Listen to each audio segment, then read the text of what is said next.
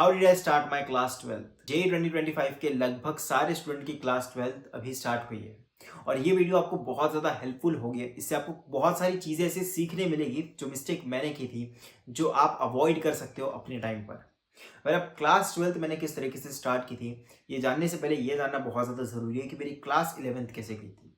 अब इनिशियली मैंने स्टार्ट की थी अपनी प्रिपरेशन ऑफलाइन कोचिंग से।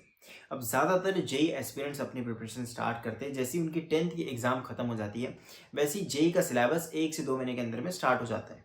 लेकिन मेरी 10th का सिलेबस कंप्लीट होती है मैंने 2-2.5 महीने सिर्फ और सिर्फ मस्ती की थी। मुझे पता था कि जेई की एग्ज़ाम ही देनी है, लेकिन मैंने कोचिंग वगैरह के बारे में कुछ सोच नहीं रखा था। उसके बाद मैंने एक लोकल कोचिंग ज्वाइन की, जिसके बोर्ड के ऊपर में तो जेई एंड नीट लिखा रहता था, लेकिन उसके अंदर में पढ़ाई सीईटी लेवल की होती थी। अब उस कोचिंग के अंदर में पढ़ाई बोर्ड लेवल की होती थी और ये मुझे 1 से 2 महीने के अंदर में पता लग चुका था। उस कोचिंग का कुछ अमाउंट मैंने पे कर रखा था, लेकिन मैंने उस कोचिंग को छोड़ दिया क्योंकि उस कोचिंग से मेरा कुछ होने नहीं वाला था। अब ऐसा करते करते लगभग 3 से 4 महीने का बैकलॉग मेरा ऑलरेडी बन चुका था, क्योंकि मैंने अपनी 11th लेट स्टार्ट की थी। अब मैंने अपनी क्लास 11th यूट्यूब से पढ़ना स्टार्ट किया था। अब जैसा कि मैंने ऑलरेडी बहुत ज़्यादा बैकलॉग के साथ में स्टार्ट किया था, तो मैंने ये डिसाइड किया कि मैं हर रोज़ के 3 वीडियो लेक्चर देखूंगा from each one, physics, chemistry, maths. जैसा कि मैं ऑलरेडी बहुत लेट था, मैंने लेक्चर्स को 1.25x या 1.5x के ऊपर में देखना स्टार्ट किया। मैंने ये सोचा कि 1.5 घंटे के लेक्चर को मैं 1 घंटे के अंदर में कंप्लीट कर दूंगा, लेकिन फिर भी उस लेक्चर को 1.5 घंटा ही लगता था, क्योंकि अगर कुछ चीज़ समझ नहीं आई तो उसे बैक कर रहे हैं, पॉज करके कुछ चीज़ समझ रहे हैं। तो इस तरीके से 1.5 घंटे के 3 वीडियो लेक्चर 4.5-5 घंटे सिर्फ लेक्चर देखने में निकलते थे। उसके बाद में उसके नोट्स बनाने के ऊपर मैं बहुत ज़्यादा डिटेल में नोट्स बनाता था। चैप्टर का नाम, हर एक डेफिनेशन को लिख रहा हूँ, फॉर्मूले को लिख रहा हूँ, पूरी डेरिवेशन लिख रहा हूँ, जो भी क्वेश्चन सॉल्व करा के रखे उन सबका आंसर लिख रहा हूँ, जबकि पीडीएफ मुझे प्रोवाइड करा दी जाती थी क्लास के बाद में। ऐसा करते करते 3-4 घंटे नोट्स बनाने में जाते थे। अब वो 5 और 4 घंटे, टोटल 9 घंटे मिलाकर इतनी ही मेरी दिन की पढ़ाई होती थी, और वो पढ़ाई क्लासेस प्लस नोट्स बनाने पे खत्म हो जाती थी। अब ऐसा करते करते पूरे 6 से 7 महीने निकल गए और फाइनली मुझे ये रियलाइज़ हुआ कि जिस क्लासेस में मैं पढ़ रहा हूँ, जहाँ पर मैं ऑनलाइन यूट्यूब पर पढ़ रहा हूँ, उसका 11th कंप्लीट हो चुका है और अब भी मेरा बहुत ज़्यादा 11th बचा है। पूरी थर्मल फिजिक्स बची हुई थी, लास्ट के वेव्स के चैप्टर बचे हुए थे, मेरी बहुत ज़्यादा 11th बची हुई थी और कोचिंग की 11th कंप्लीट हो चुकी थी। और तब मुझे ये चीज़ भी रियलाइज़ हुई कि जो सबसे बेसिक क्वेश्चन जो हमें डे 1 क्लास में कराए जाते थे कंसेप्ट पढ़ाने के बाद में, अब मुझसे वो क्वेश्चन भी सिली मिस्टेक के कारण गलत होने लगे। तब मुझे ये पता लगा कि मैंने 11th के अंदर में, पूरे 11th के अंदर में सिर्फ और सिर्फ उस डिजिटल नॉलेज को स्क्रीन से उठाकर फिजिकल नॉलेज बुक के अंदर में लिख कर छोड़ दिया है। क्लास 12 शुरू होने से पहले just give me 2 minutes, let me explain something special for you. Did you watch Unacademy RM 2024? If not, there were some massive surprise unveiled for every IIT JEE and NEET UG student. 1 year subscription for IIT and NEET UG is available at just rupees 4,999 till 14th of April only. From 40,000, price have been slashed to just rupees 4,999. There are also batches taught by offline educators, batches like Maverick, Swift and Falcon batches. These batches will help you to get complete offline coaching experience from the comfort of your home. Many batches have been announced for 2025 and 2026 aspirants. Batches like Nimbus, Nexus and Phoenix batch with India's best educators, with classes starting from 17th of April. With just one subscription, you will get access to all these batches along with all other batches that will get launched. Additionally, you will get access to unlimited test, practice question, DPP, digital notes, previous year question, doubt solving session and much more.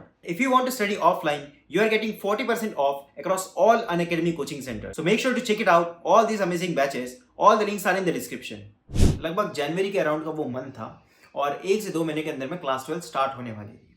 तो मैंने उस दौरान ये decide किया कि जितने भी mistake मैंने क्लास 11th में किए, हर एक मिस्टेक को रेक्टिफाई करके जितना टाइम मेरे पास बचा हुआ है उतने टाइम में रिवीजन की जगह मैं सारे बैकलॉग ही क्लियर करूंगा। जो टॉपिक वीक रह चुके हैं, उस टॉपिक प्री रिक्विजिट के कारण सामने ना आ पाए, इसलिए वो टॉपिक्स को क्लियर करूंगा और मेजर फोकस में अपना 12th के ऊपर मैं करूंगा और 12th के अंदर में एक भी चैप्टर बैकलॉग में नहीं आने दूंगा और हर एक चीज़ को up to Mains, up to advance level तक क्लियर करूंगा। अब ये मैंने किया नहीं था, बस सोचा था। सो अब उस 1-1.5 महीने के अंदर में मैंने जितना भी 11th अपना हो सकता था, जितने टॉपिक्स कवर हो सकते थे उतना कवर किया। अब मेरी 12th क्लास स्टार्ट होती है और तब मैंने डिसाइड किया कि मैं जितने भी वीडियो लेक्चर देखूंगा वो एक भी रिकॉर्डेड नहीं होगा, मैं सारे लाइव वीडियो लेक्चर्स देखूंगा। जिस समय पर वो क्लासेस के लाइव लेक्चर्स कंडक्ट होंगे मैं बस वही लेक्चर देखूंगा। अगर वो मिस हो गया तो वो लेक्चर मैं नहीं देखूंगा, वो चीज़ मेरी बैकलॉग में आएगी, मैं उसका बिल्कुल भी रिकॉर्डेड वीडियो लेक्चर नहीं देखूंगा। और तब से मैंने 3 चीज़ें फिक्स की कि रिविजन टाइम पे होनी चाहिए, टेस्ट रेगुलर होनी चाहिए और वीडियो लेक्चर सिर्फ और सिर्फ लाइव होने चाहिए, और वो भी नॉर्मल स्पीड पर 1.5x या 1.25x पर बिल्कुल नहीं।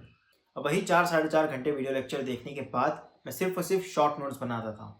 मतलब चैप्टर का नाम डाला, टॉपिक का नाम डाला, कुछ इंपॉर्टेंट फार्मूला डिराइव करके निकाला, सिर्फ फार्मूला लिखा। इन शॉर्ट इतने नोट्स बनाता था कि उसको 10 से 15 मिनट के अंदर में इजीली रिवाइज किया जाए। अब ये सारे नोट्स हो जाने के बाद में मुझे किसी ने कुछ रेफरेंस बुक सजेस्ट की, मैं उस रेफरेंस बुक से क्वेश्चन प्रैक्टिस करता था। लेकिन यहाँ पर भी एक प्रॉब्लम ये हो जाती है कि जो रेफरेंस बुक मुझे सजेस्ट की गई थी वो गलत रेफरेंस बुक थी, वो अप टू मेन से एडवांस लेवल तक नहीं थी। और सेकंड मिस्टेक ये होती है कि जो चैप्टर कोचिंग में पढ़ाया जा रहा था, मैं उस चैप्टर को नहीं, जो चैप्टर बहुत पहले पढ़ा रखा है, मैं उस चैप्टर के क्वेश्चन सॉल्व कर रहा था रेफरेंस बुक से। और हर हफ्ते जो भी पर्टिकुलर चैप्टर मेरा कंप्लीट हुआ है उस चैप्टर की चैप्टर वाइज टेस्ट देता था for each subject, physics, chemistry, maths. और हर 2 हफ्ते के बाद जितने भी चैप्टर्स मेरे हो रखे हैं जैसे इलेक्ट्रोस्टैटिक्स, कैपेसिटेंस, तो दोनों चैप्टर के मिला के एक साथ टेस्ट देता था। और मंथली फुल सिलेबस टेस्ट देता था 11th प्लस 12th। भले मेरा सिलेबस कंप्लीट नहीं हुआ था फिर भी। अब यहाँ पर सारी चीजें तो परफेक्ट नहीं थी, लेकिन फिर भी इससे मुझे बहुत ज्यादा फायदा हुआ और वो ग्रोथ मुझे अपने पढ़ाई में दिख रही थी, क्योंकि मैं ऑलरेडी 50 to 60% क्वेश्चन सॉल्व कर पा रहा था। लेकिन अब भी जब एग्जाम के 6 महीने बचे हुए थे और 12th का बहुत कम सिलेबस बचा हुआ था कवर करने का, तब मुझे ये चीज़ पता लगी कि मेरे से एडवांस के क्वेश्चन बिल्कुल सॉल्व नहीं हो रहे और मेंस के भी जो अच्छे लेवल के क्वेश्चन है वो भी सॉल्व नहीं हो रहे, क्योंकि मैं रेफरेंस बुक ही गलत सॉल्व कर रहा हूँ।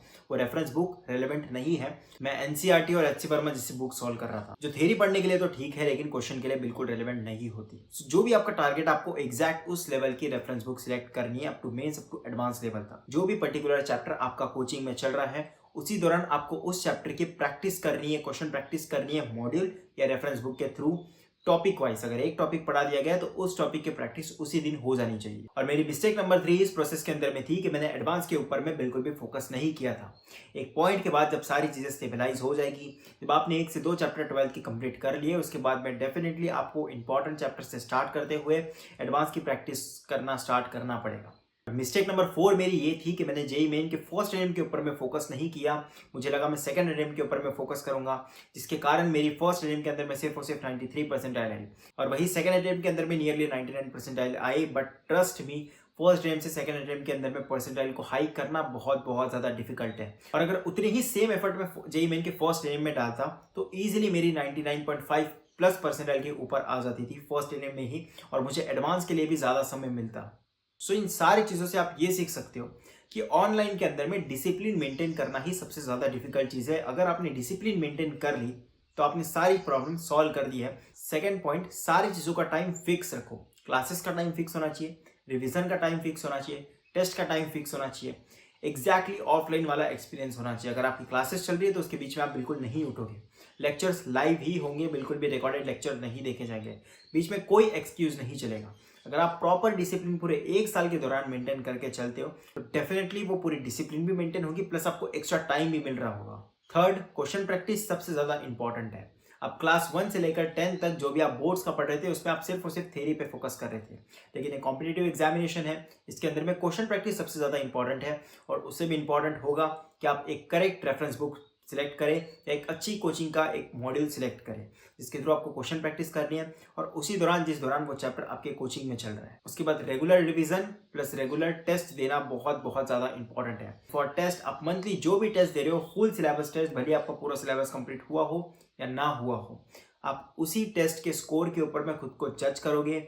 वो एग्जैक्ट मिरर है आपके खुद के प्रिपरेशन का, आपका खुद का। वो आपको मार्क्स दिखाएगा, उसी मार्क्स के बेस पे खुद को जज कर लेना कि मुझे कौन सा कॉलेज मिलेगा फाइनल एग्जाम में इतने परसेंटाइल या इतने मार्क्स आने के बाद। और उस टाइम पीरियड पे आपको उसी स्कोर को अपनी मिरर इमेज माननी है और उसे इंप्रूव करने का ट्राई करना है। आप मोटिवेशन आईआईटी का नहीं देखोगे, आप सपने आईआईटी के नहीं देखोगे, मिस आईआईटी का नहीं देखोगे। जो भी पर्टिकुलर स्कोर आपका आ रहा है 90, 100, उसके बेस पे जो कॉलेज मिल रहा है आप अपनी कॉलेज लाइफ वैसे इमेजिन करोगे। उससे आपको ये रियलाइज होगा कि इसे इंप्रूव करने की जरूरत है। नो मैटर अबाउट आपका पूरा सिलेबस कंप्लीट है, कोई बैकलॉग नहीं है, नोट्स प्रॉपर बना रखे हैं, लेकिन टेस्ट में अगर स्कोर नहीं आ रहा तो फाइनल एग्जाम में भी स्कोर नहीं आएगा। मेक श्योर कि एडवांस की प्रिपरेशन अगर हम थोड़ा पहले से स्टार्ट कर सके तो वो बहुत ज्यादा बेटर होगा। एंड फॉर एडवांस डिटेल में आप एडवांस की प्रिपरेशन किस तरीके से करोगे वो मैंने इस वीडियो में डिटेल में एक्सप्लेन कर रखा है, जिसके बाद आपको कोई और वीडियो एडवांस के लिए देखने की बिल्कुल जरूरत नहीं पड़ेगी।